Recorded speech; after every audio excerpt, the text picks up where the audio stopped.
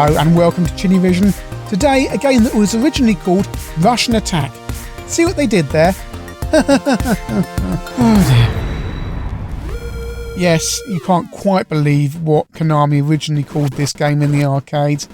I mean, you know, come on guys, really, it was the 1980s, but even so, and no wonder it was renamed to Green Beret.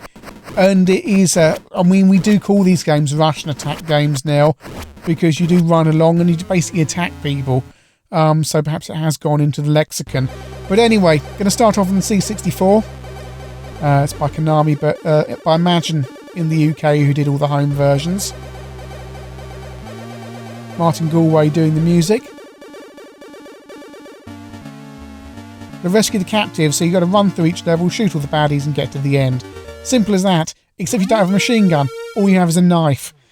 Yeah, so it's pixel perfect stabbing time. Although, if you hit one of those people there, they drop a flamethrower. If I can get to the flamethrower. You can't kill people when you're on the ladders, and you frequently die. You will die a lot when you're playing this game. It requires pixel perfect timing, and if you're playing on an LCD that has a little bit of a delay, then you know, you're at an instant disadvantage, let alone doing this through capture, as I am here.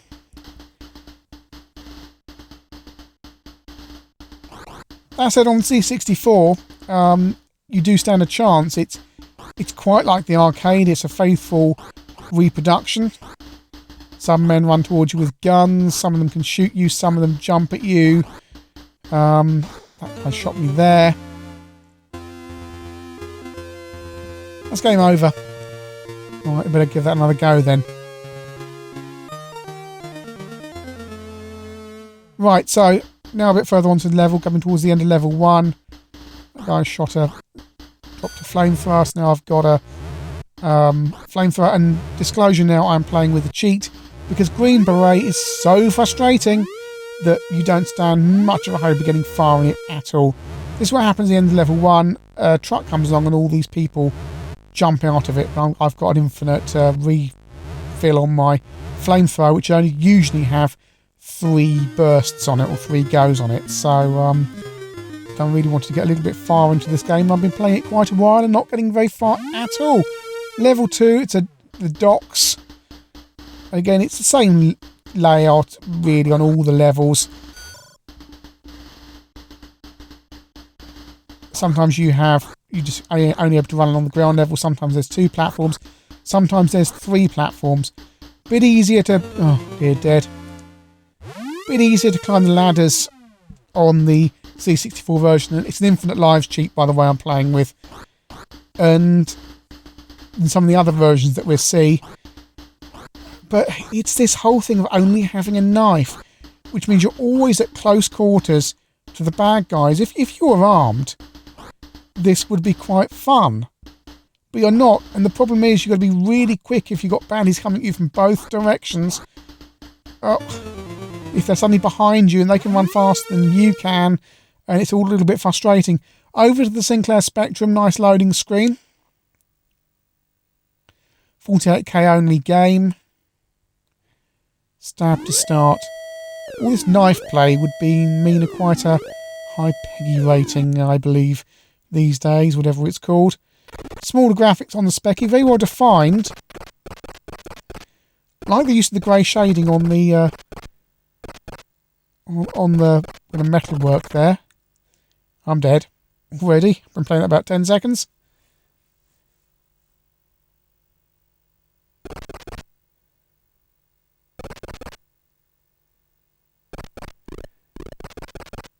Oh no, just I got the flamethrower. It's the same story here on the Spectrum, except it's slower. It's still... It's just pixel perfect every time, close quarters combat. You can jump, you can lie down and shoot people, but it's constantly fiddling, constantly annoying. Moved it onto the dock level. And the baddies come from behind you and in front of you, and it just becomes frustrating.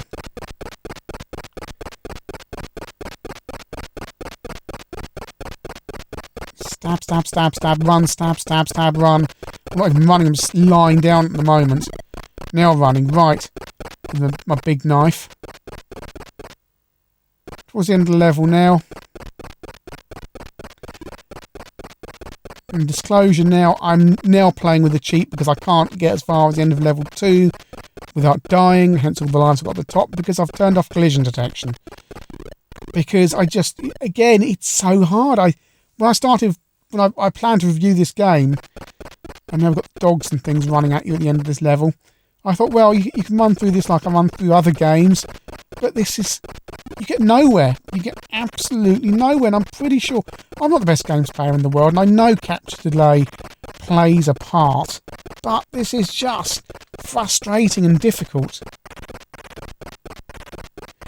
And I'm afraid, we can't really blame Imagine for this, because this is the problem with the arcade version.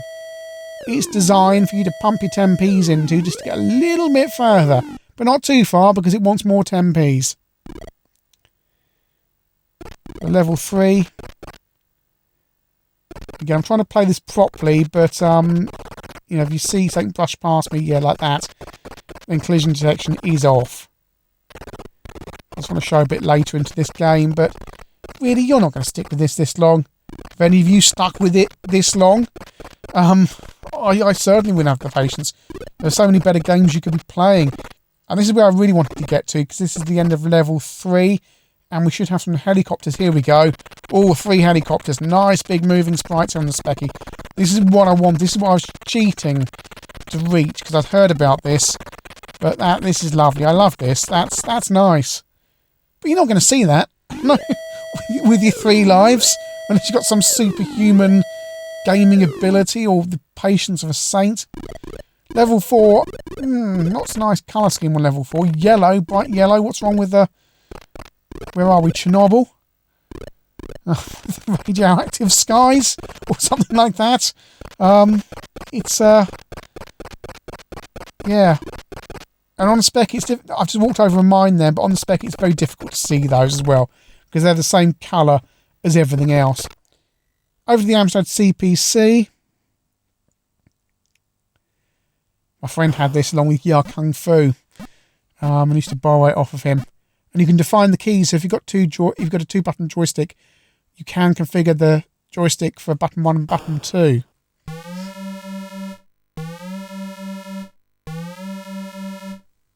So we've got sound effects starting off as we rescue the captives. There's an underscore playing here on the Amstrad.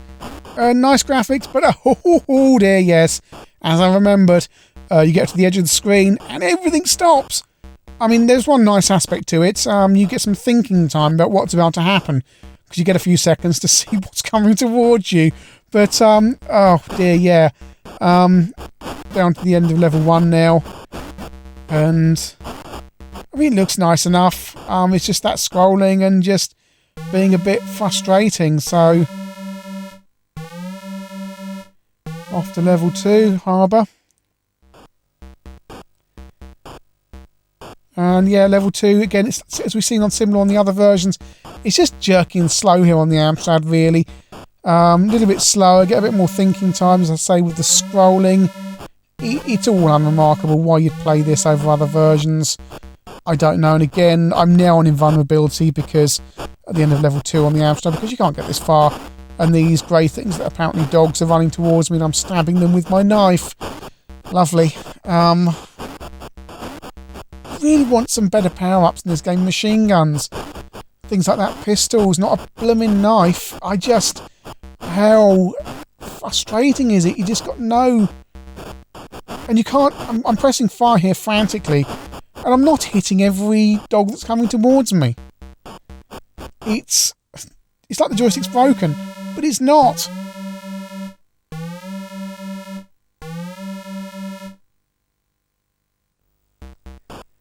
On to level 3, and the blue man there should have a flamethrower on him. I'm going to get to him, there's a mine there. What am I saying? I'm invulnerable. I can do what I like. So trying to play this properly despite the fact I'm massively cheating. Yeah, straight through him. Yeah, you know what? I had quite a lot of fun with this. I used to borrow this off my friend, but my tolerances were higher in those days because we had nothing better. But today, Dragon Ninja games like that, much rather play those. Over to the BBC Micro, and this got converted by Imagine, who did pretty good job of Arkanoid on the BBC Micro, and oh dear, dead. And it does the Amstrad scrolling thing a bit quicker, but that's the same thing. This is horrible. This is horrible. Running along, there's a man behind me. I can't turn around, so if I turn around, he'll kill me because I won't have enough time to press fire. He's even closer now. This is absolutely ridiculous. I'm dead. Oh. My retinas, this is burning itself into my retinas. This colour scheme, it's beyond garish. And it doesn't even play well. Let's try a game again. Dead.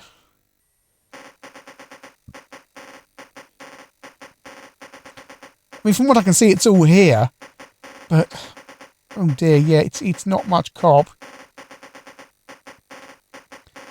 Every time you think Green Beret can't sink lower, it manages to sink lower. And we've not even seen the Atari and the Commodore 16 versions yet. So that's the BBC Micro version. It's garish, it's frustrating, it's annoying, it doesn't play very well at all. Over to the Atari 8-bit, the Atari XE. Allegedly this game isn't finished properly and that people talk of graphical glitching, which I haven't seen so far, but I'm playing a hacked version that someone might have fixed. It looks alright, apart from the two-colour, very chunky main sprite. The enemies move quite fast towards you, and it still requires absolutely pixel-perfect timing. And it's quite difficult to work out which of the enemies, other than the colour coding, I suppose, what they do, whether they're armed or if you're going to jump out their way or what. I assume the white guy there had the flamethrower. And now it's difficult to see the enemies against these backgrounds. Better now I'm against the trucks. It's not very good. Although you don't appear to kill you when you go on the ladders. Once you're climbing on a ladder, if they brush past you, you don't die like you do on the other versions. Oh dear, dead again.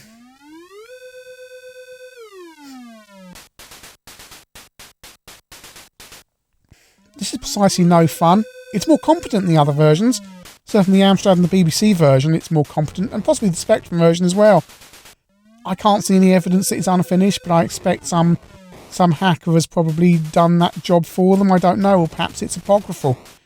Flamethrower fires big bullets. It seems like this is the end of level... Oh, right, I'm on to level 2. I'm on to level 2. Again, I do like the background graphics. They're pretty good. And the main sprites move around pretty well. It's not bad. It's not what I led to believe it was. I was led to believe this was a glitchy mess that was barely playable. But it's a fairly competent conversion of an arcade game that isn't that good. There's any baddies on the top. Oh, where are the baddies gone? Right, he's coming there. He's dropping his things on me.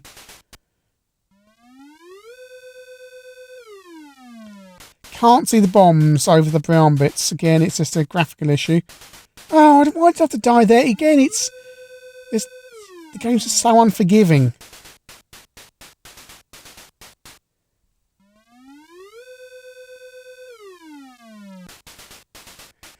This version of the game, I've realised a while back, the reason I'm getting so far is it appears to, the hackers appear to have put some infinite lives thing in here. It hasn't asked me to apply it, but it's doing it. I'm not losing any lives. Over to the Commodore 16, and we're going to actually load this from tape, and I'm loading it from tape now. Because I think, looking at the amount of tape on the cassette, this is going to be pretty quick.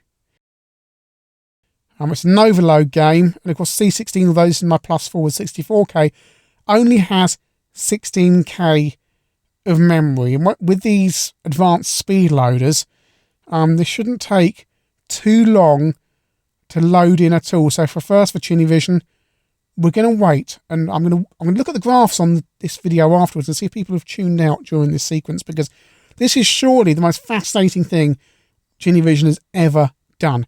Loading a tape in its entirety. Come on, let's do a sweepstake. How long is it going to be? 20 more seconds? 30 more seconds? Because I reckon this is going to be quick. Is it going to work? When it starts flashing like it did just then, I'm always concerned it's crashed. And I've never loaded this tape before. I bought it on eBay. And I thought, I'll get Green Beret. I'll get a Hit Squad game on the C16. Because I have lots of Hit Squad games. And I thought, C16 one would be an interesting one to have. We there? Oh, we're there! That's it! That's how long. And we've started! Right, we've started. Game over. Right, okay. And what happens when I climb the ladders? What's going on? Oh my goodness. What is it? What's he doing with his hands? What's he doing? What gestures is he making with his hand? Right, I'm running along. I don't have a knife. I'm just happy to be holding my hand. I'm making rude gestures at the enemies. Oh dear. And it does that scrolling thing again. But that's the least of day. I died there. I'm back to the beginning again. Have I lost all my lives? And why is the cursor flashing on the top left-hand side of the screen like it's... What's that doing there? You run past something, the background disappears.